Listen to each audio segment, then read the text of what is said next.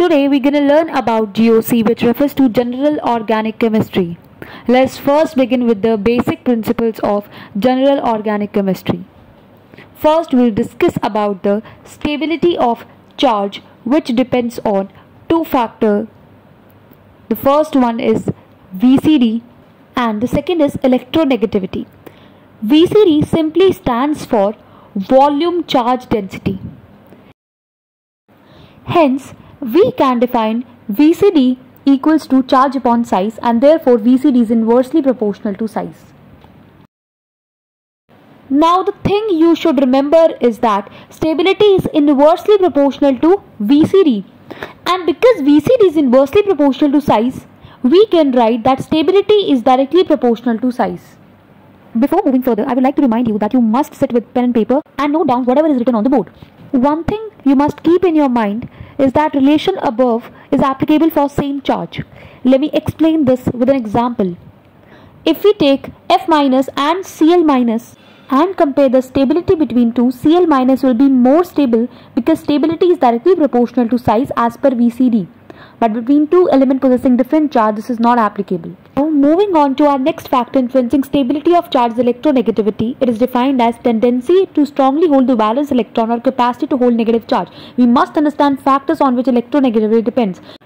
Electronegativity is directly proportional to percentage S character, and electronegativity is directly proportional to bond angle. Let us visualize this with an example. A triple bonded carbon atom is more electronegative than a double bonded and a single bonded carbon atom. This is because sp hybridized carbon atom has greater percentage S character than sp2 and sp3 hybridized carbon atom, and thus greater electronegativity. Now, if I simply compare the electronegativity between FCl, Br and I, it will follow the simple order.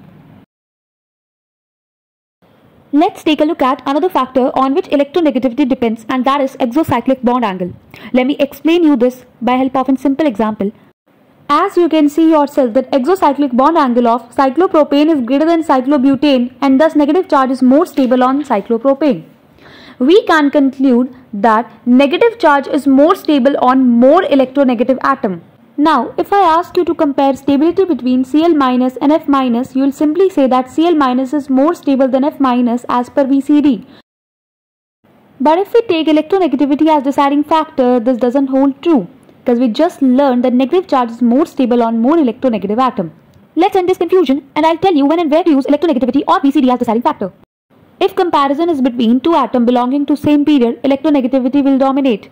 While if comparison is made between atoms belonging to same group, VCD will be the deciding factor for stability of charge.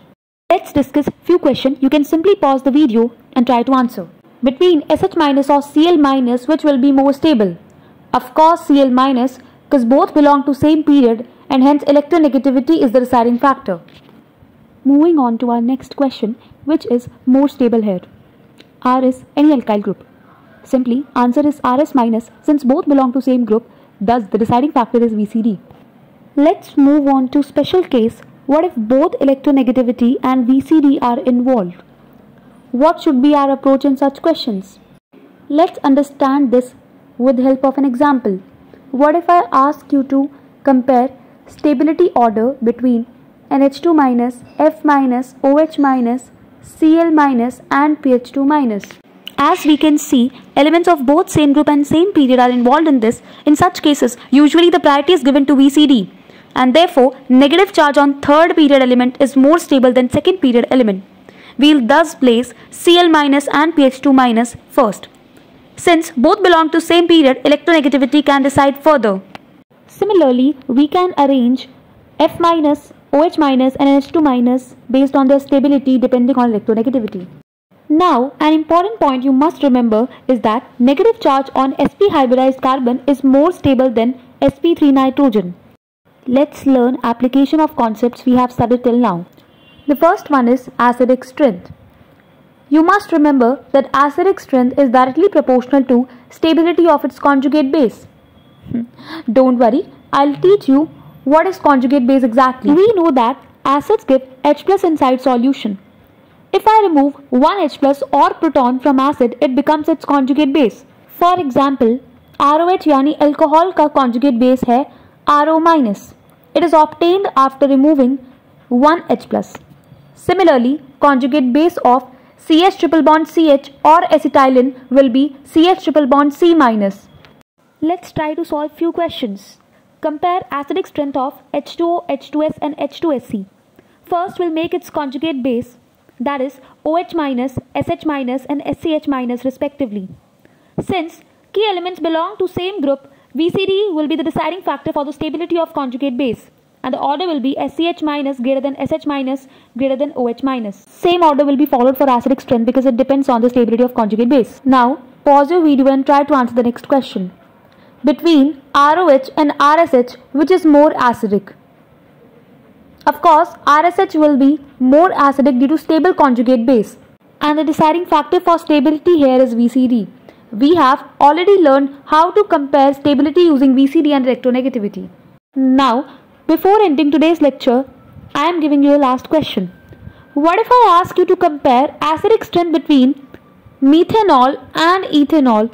Here, you cannot apply the same concepts that you have learned before because the key atom is same, that is OH. And this is my intro for the next lecture where we'll deal with inductive effect which will solve this problem.